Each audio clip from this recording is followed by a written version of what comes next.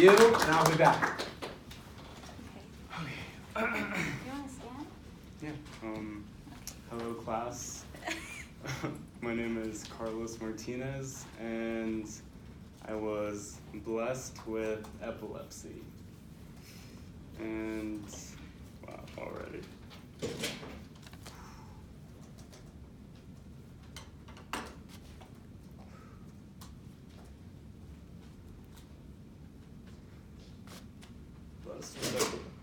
Blessed with epilepsy. So it took me 2.5 years to finally say that I was blessed with epilepsy.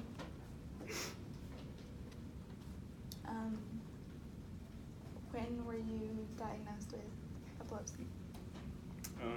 I was diagnosed with epilepsy on, my first seizure was on March 14th, 2017, yeah. And it's just so crazy because I was living my life one way, and then I seize, and then I started living my life a completely different way. And I kept on having seizures, and I saw epilepsy as a curse. A curse. I remember I sort of have this memory in my mind where I'm laying in my bed, and I'm thinking, why is this happening to me? Why God? Why me? But now I think back, why not me? Why not me? Epilepsy has created a better version of myself. This journey, this 2.5-year journey has, how do I explain it? That's one side effect with anti-epileptic drugs where you can't really find words. So I'm just trying to find the words. It's a journey of evolution with epilepsy. Let me look at my notes real quick. You said that it took you 2.5 years to get to this point. Was there a specific moment in life that made you realize I need to stop, or that you're blessed? Oh. Where you became appreciative of Everything. having seizures and of your life.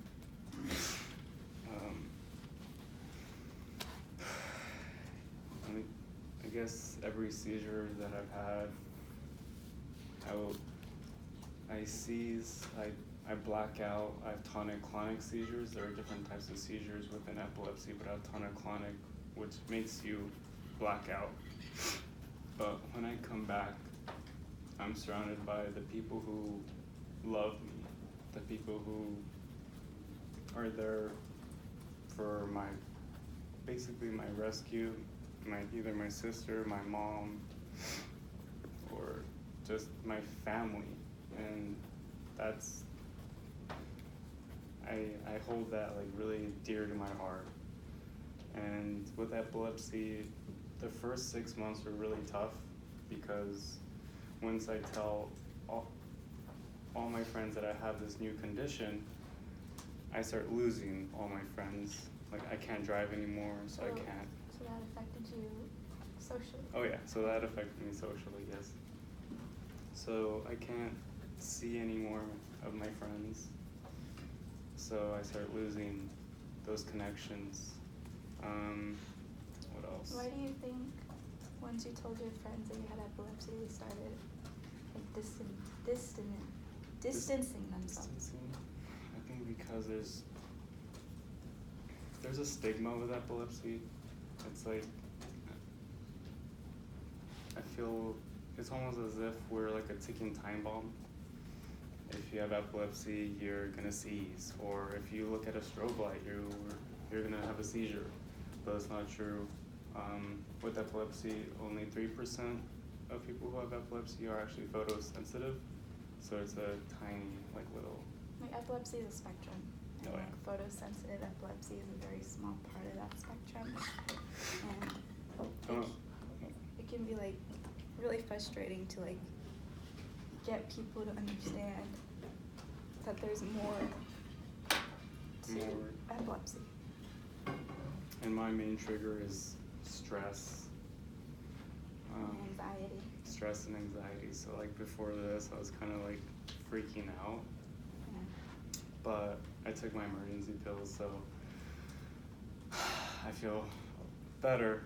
And I was thinking like, this talk it's not for me, it's for the epilepsy community. It's for the class, it's for other people. It's not for me. Like I don't want to like sound selfish. Like it's for everyone else. So it was my goal today to like not like seize for me or something. I don't know if that makes sense, but I'm like, brain, if you fucking seize today, I'm still gonna do this talk. So this talk is gonna happen whether you like it or not. So my brother has these things called auras. Focal seizures, auras, yeah. And they're pretty much like his body's way of telling him. It's like a warning sign to like let his body know, hey, you might have a seizure. You should let somebody know so they can take the necessary precautions, or so he can take the necessary precautions. So his aura has to do with aphasia. So I don't know if you guys remember one of our last guest speakers, Christy. She experiences aphasia. So my brother, he knows what he wants to say, but he's unable to verbalize it in the moment. It's a complete disconnect between my brain and my mouth. It's really weird. So that's his aura, and his aphasia has really affected him professionally and socially. So before my brother had seizures, before he even knew that he was going to be diagnosed with epilepsy, my brother used to work at Starbucks. So he was a barista. And do you want to tell them about the experience you had when you were working drive-thru? Oh gosh, so I was working at drive-thru, and there's this girl I used to flirt with all the time, and so she ordered this venti or Trenta, strawberry some shit. So then she ordered it, and an aura came, and so we usually like flirt, and then the aura came, and I just handed it to her. And I was supposed to like verbalize like whatever, like here's your order, but I couldn't say anything. Like I had the words in my head. I had like the little like the cutesy line in my head. I had it all thought out. Like I'm gonna get your number or whatever, but nothing came out. I just said here, basically, and that was that. And then there's this other time where I went on a date, and I had like, Did you say 9? 7 or 9 auras in that one date, and I thought they were just brain farts. I just called them brain farts because I didn't know what was going on. So the girl would ask me a question, and I would just be sitting there thinking, and then an aura would come in, and I just didn't know what was going on. Like, oh, I'm sorry, I just had another brain fart. And she just laughed at me and be like, whatever. that happens to me too. I'm like, oh, okay, thanks. But no, it's brutal. And then a couple of weeks later, I had my first seizure, and then I ultimately understood what was going on. I was having focal seizures during these times. But it's really interesting because no doctor has been able to figure out what has been causing my brother's seizures. But my brother and my mom and we all have like our own theories as to what caused my brother's epilepsy. I have like a whole paragraph. So what might have, maybe. So what I think is, so of course maybe I could have been born with this epilepsy, maybe it could have been my endless, like 14-hour days of gaming from age 13 to 18. Maybe it could have been my first year of college and me experimenting with like hallucinogens and ecstasy and coke and weed. Maybe it could have been, where is it? Caused by an open root canal that I never went back to the dentist to fix, and it ultimately created an infection in my mouth. And since everything is like connected in your skull, something might have happened. Maybe it could have been caused by a wisdom tooth that was lodged into my sinus that blocked my breathing, and my brain couldn't get like proper oxygen.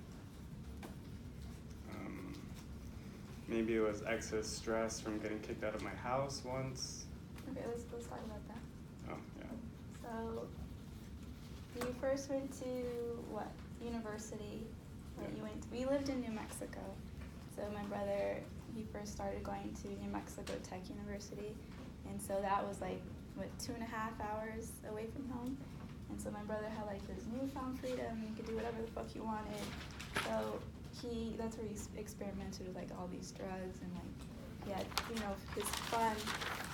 And then he got tired of New Mexico Tech University because he said it was like kind of boring. So he transferred to the University of New Mexico.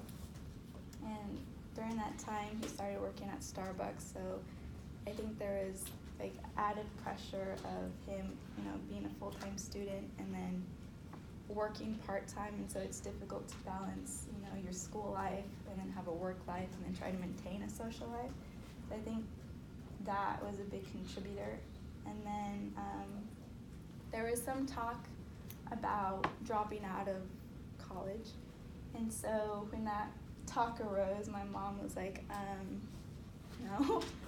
So my mom was like, all you have to do is just stay in school, have your little job at Starbucks, and I'll support you.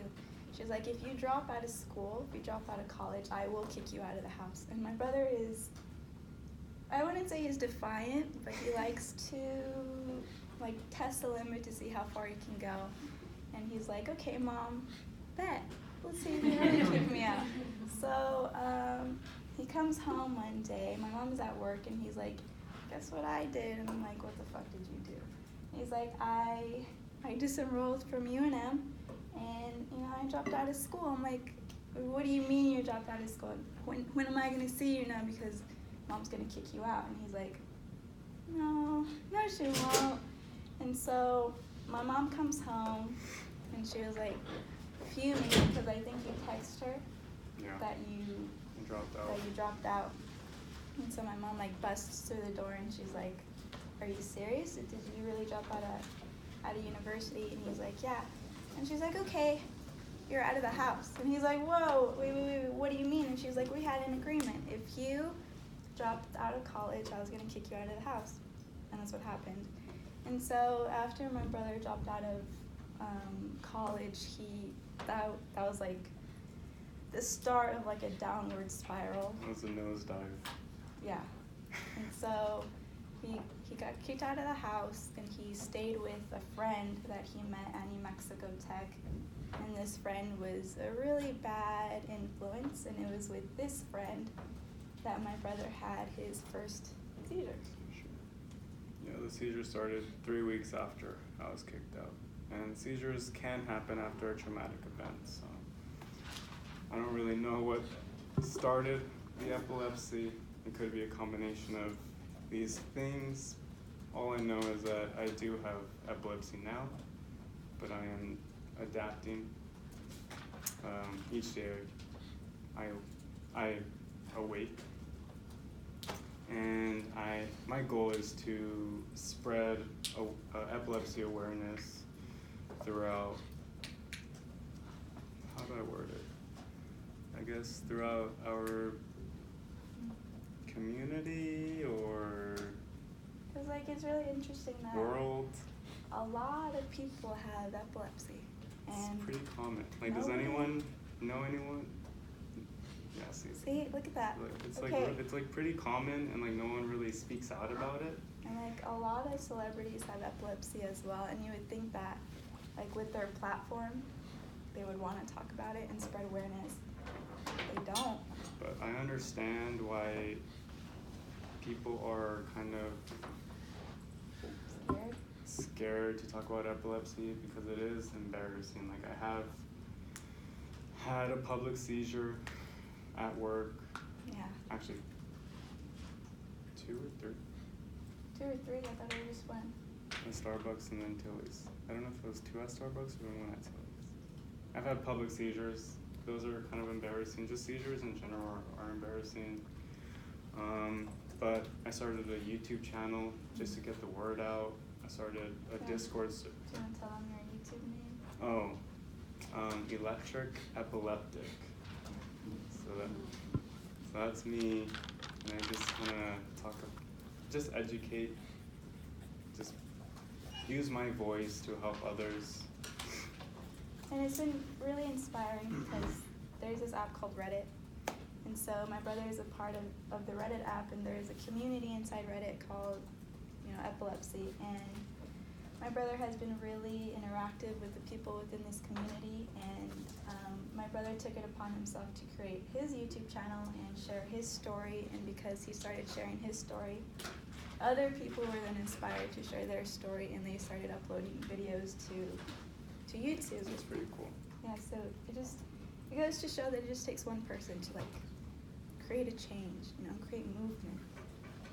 Then my friend and I created a Discord server, like this epilepsy support group, and we're just kind of just helping each other out and just thinking of other projects to start for epilepsy awareness.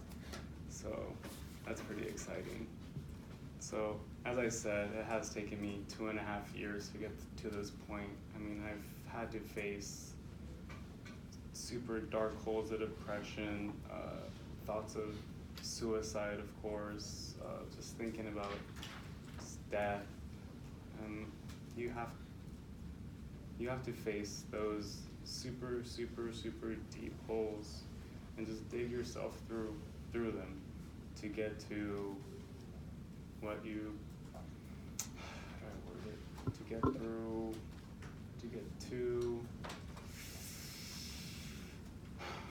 do I word it?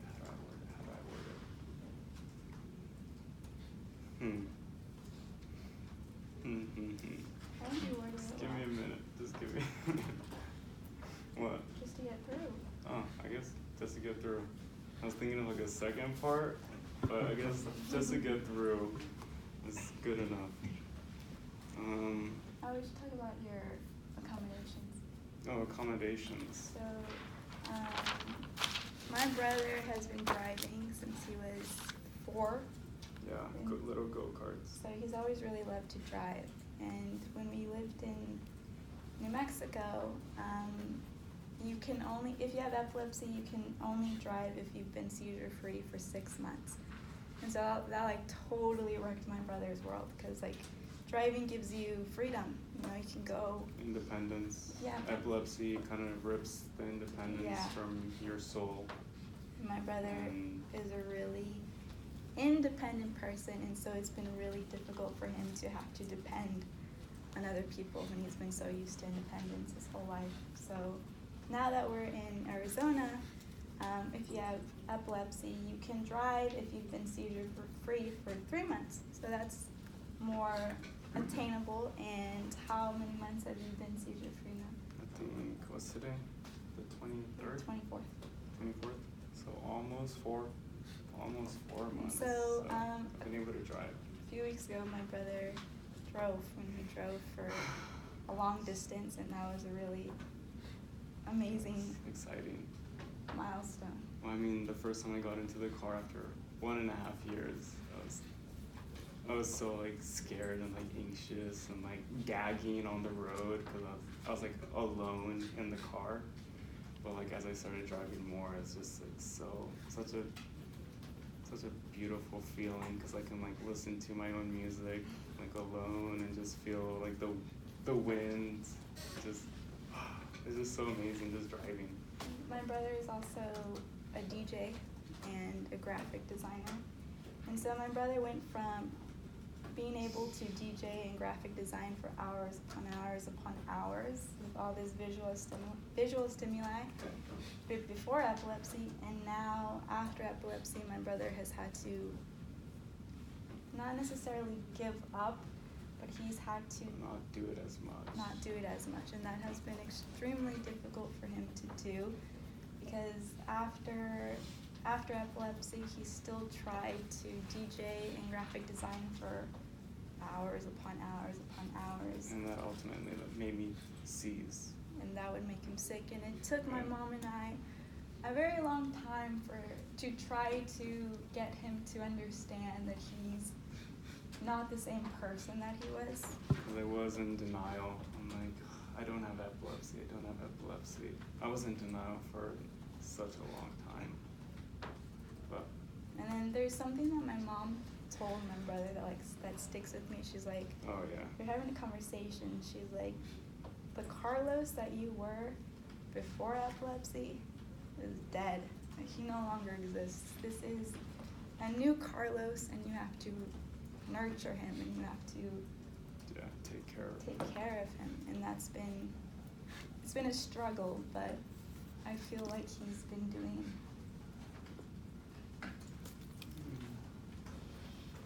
How have I been doing? Let's take some questions. Really amazing. I'm going to just open it up rather than go around the tape so that we just take them sporadically. But I do want everyone to reflect something back to Carlos. Question, Bella? So you said that you've been seizure-free for 4 months, but like I guess before that, how often did they happen? It happened once every 2 months. And I think what's been helping is that I got put on a new medication with my neurologist, so thank God. Thank you. Yeah. Anybody else questions? Matthew? So you were talking about, in the beginning, you were talking about how you feel like, you said you've been blessed with epilepsy. And so I think that's like an optimistic way of looking at it, but do you think that's because epilepsy has kind of made you appreciate the things that you took for granted in life beforehand? Definitely, because before epilepsy, I didn't really cherish my family, you know? Like, I was, as my sister said, I was very independent. I would just go out with my friends and just basically, I was out of the house all the time. But with epilepsy, I'm always around family, people who love me, and now I wake up each day and I actually stop and stare at the trees or listen to the birds sing, like all kind of like cliche things, but yeah. It's beautiful. Like, life is beautiful, and I cherish it, because with every seizure, I do believe that I die and then come back. But I don't know when that may end. Like, am I just gonna die one day? I don't know. Life is short. You just have to cherish these moments. I mean, this is a moment that we're all sharing together. Like, it's pretty amazing. Thank you. Yeah. So I was wondering, you talked about like kind of the warning sign, the vocal seizures. How long does that happen? Is it like a time period, or is it just like one little thing and then you have to like tell somebody and let somebody know? The aura lasts for like 10 seconds, and sometimes I tell someone and sometimes I just kind of stay quiet, but I've been better at telling someone, because I used to just never tell anyone, and then when the tonic-clonic would come out, like the grand mal where I would just black out, it'd just be like shocking to everyone. So now I tell my family, hey, I just had an aura, and then I just take like an emergency pill, and then everything's okay. Thank you. Yeah. What do you do if like you're alone or in a group of people that you don't know? Like, do you call someone when you're about to have a seizure? I'm about to have a seizure if I'm alone. Let's see.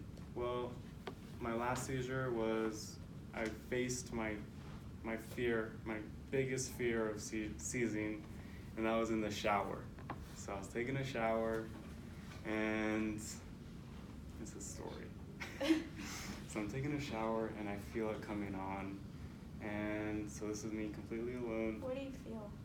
I feel like tingles shooting up my arms, and I know that I have 15 seconds to act before I completely black out. So I felt tingles shooting up my arm, and I'm like, my first thought was to turn off the water, because I don't want the water running. Because wasting water is bad. Where's the towel? That too. I'm like, where's the towel? So I got the water turned off, and then I tried getting out of the tub, which isn't the best. The best thing to do is to go all the way down so you don't hurt your head. But I tried getting out of the shower, and I blacked out. But you did wrap the towel around yourself. Somehow in the blackout, I don't know what happened. Good job, Carlos. Somehow in the blackout, I wrapped the whole towel around myself. So. And then did you start seizing, standing up? Yeah, I started seizing, and then when I have a seizure, I have like this. I'm not gonna do it. Okay, thank you. A lot of when you're going through a tonic-clonic, people call it the death scream, and it's like a grunt, and then it turns into like a crazy, nasty scream. It's horrible. Can you just have one now so it gets no? I get the I'm fastest I've triggered it is 15 minutes.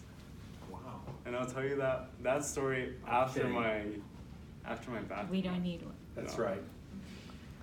But I'll tell you that story. It's funny. Oh no. You got your question answered, Emily? No. Yes. I wasn't Sarah. finished with my shower, but I got a scar on my eyebrow because of the shower seizure, because I landed face first I did. on the toilet. And I opened the bathroom door. My brother doesn't lock any doors, Oh which yeah. is an accommodation. So I opened the bathroom door, and there was just blood everywhere. There's blood splattered on the wall, and there's just like a puddle of blood around his head. So I was like freaking the fuck out. But he's okay. So. Sarah? My question is, what is the biggest difference from before you were diagnosed with epilepsy to now? Biggest difference, I think it's from being selfish to being selfless. And that's what I wrote down too.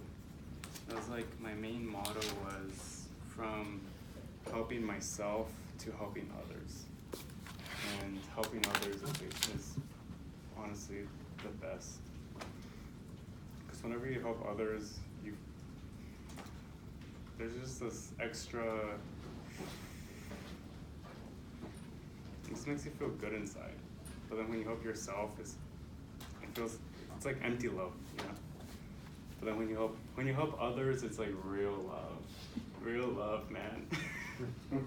There's a quote by Les Brown. It's I will uplift my life by helping others uplift theirs. So that's my main quote, mantra. Cesar? Now that after this all happened and stuff like that, have you, any of your old friends came back, or like how is that situation right now? Like, I've lost them all except for maybe just a couple, and one of them his name is Maddie. He's one of my really good friends from swimming, and my ex that we kind of talk, her name's Dakara, and she's pretty cool. But I only have two from like a whole globe of, it wasn't a whole globe, this was a few friends. Gotcha. Yeah, but just two. How do you, like when you seize like in public, how would you like recommend people to react to it? Like just like call somebody immediately, or like is there anything that people can do to get you like out of it?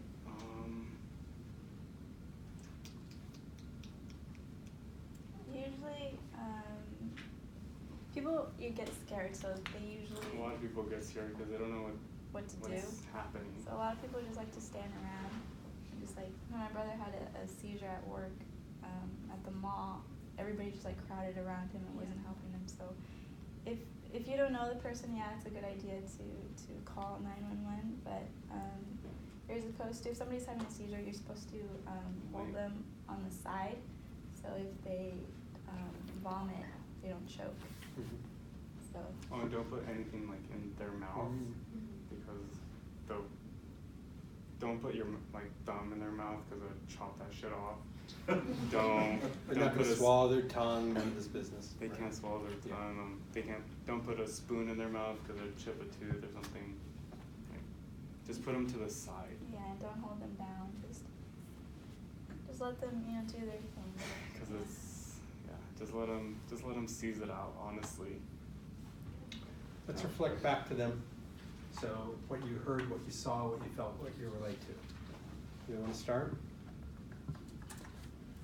Mitchell, right here next. Okay. My name is Mitchell. Hey, Mitchell. I related to the wanting to drive because I crashed my car once. It was just some stuff on the freeway, but I was out for just a month and I was on and off driving, but that was really tough. So I can't imagine going months without. It's so tough. No. Yeah. Having to drive. It's like that independence, It's like driving at independence. It's like. I'm Brian. Hey, Brian. Something I saw was you stated that stress is a trigger for you, and you were pretty stressed about this, but you said I'm going to do it anyway, and that's pretty great. One thing I can't personally relate to it, but I have a deal with epilepsy. That's kind of like why I asked you, because like so Casey comes to visit, and I go back to Tucson to visit, and like I get scared sometimes because he's like he's the light. Photosensitive? Yeah, Oh, so photosensitive. he's sensitive to light, so like I'm on in case What it can- yeah. does happen, like I just would like to. I mean, we could Yeah. show you like seizure rate. Can we show you now, or do we have time? We'll wait. Yeah. Go ahead, Erica. My name's Erica, and I just saw your bravery for coming here and talking about what happened to you and how you're dealing with it, so I really like that about you. Sam. Hi, my name's Sam. I relate to you because my sister has epilepsy. She's light sensitive to epileptic, and she has the convulsive heavy seizures. So I know how hard that can be for a family member and stuff like that. So I really relate to you there. Sure. Hi, I'm Christina. I just want to say that I feel happy knowing that you feel blessed now and you came to accepting it, and you just kind of live day by day, like, feeling good and enjoying every moment. Thank you. Andrew. Hi, I'm Andrea, and I also have a sister who has epilepsy. She is younger, so she's kind of just transitioning into it. And so I like to thank you for sharing your story, because then it kind of just lets me wait to see what kind of happens with her. So. Thank you for sharing your story. Seizure again over here. Dude, actually relate with the car thing. I have a 20-year-old truck, and I know it's gonna go down one day. But when it does, it's done. I'm out of options, dude. I'm afraid to take the bus, dude. Like, You're good there. You're good there. Enjoy your music now. You gotta adapt, man. Hey, how's it going? I'm Ian. I heard you say that you went from selfish to selfless, and that's one of the things that I think it's a common thing now is a lot of people when they experience disability or something, it kind of brings out the best of them. So, yeah, that's it. Thank you. I'm Haley, and I can relate with you on how you cherish life and your family more now, because I've had a few eye-opening experiences, so it really tough. I am Addison, and I heard you say that you help others through YouTube, and I think that's amazing and very brave. Hi, my name is Nadia, and I saw your courage and getting or adapting with epilepsy and how you're living every day by day and enjoying life. Lena? I'm Lena, and I can relate to you, but I used to work at UG's in Tucson. I don't think anyone knows what it is up here. But I had a coworker who had a seizure in the back room, and only 2 of us knew what to do to help them. And so it was an experience.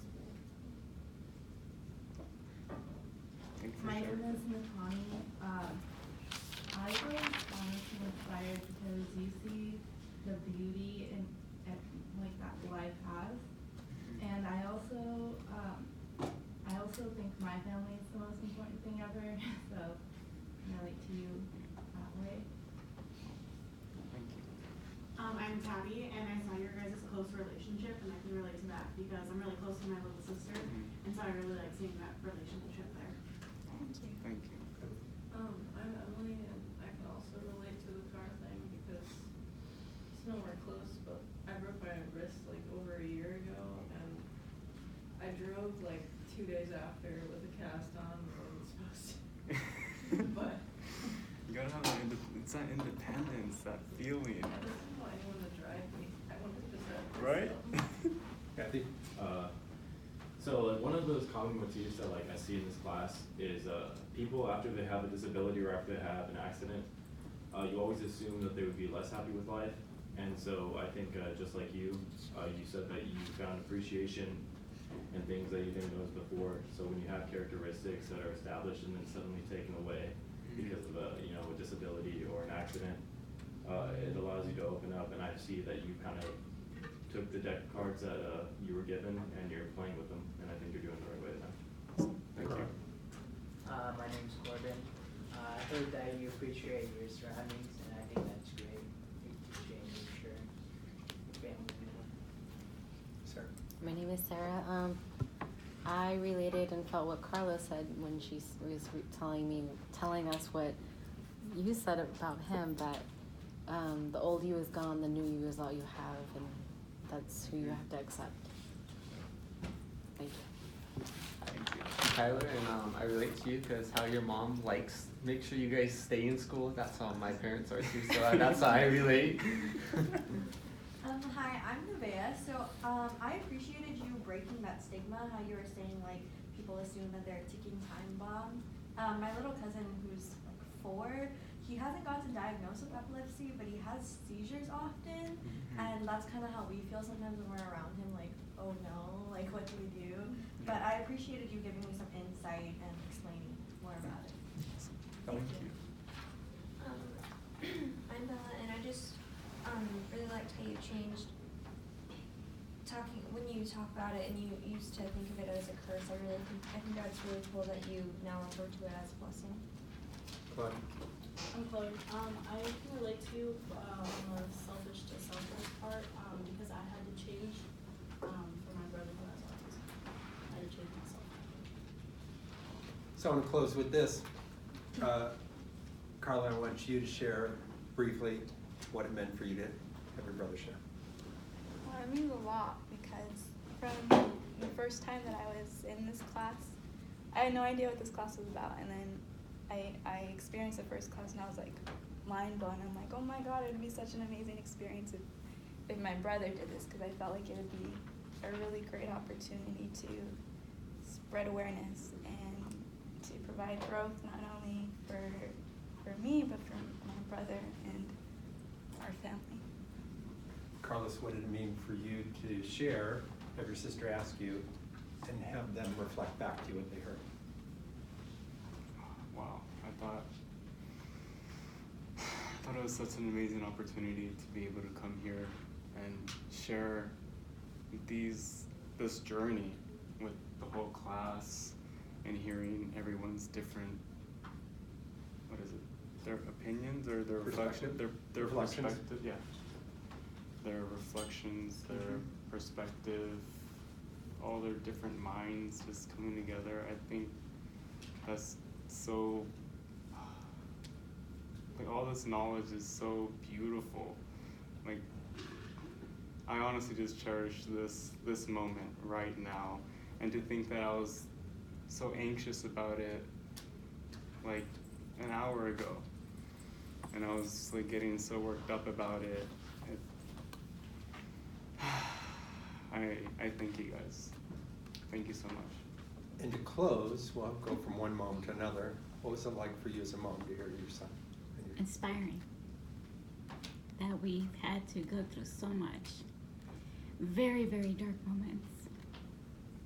But we're pulling through. Thank you. Let's thank them. Invite Katie up.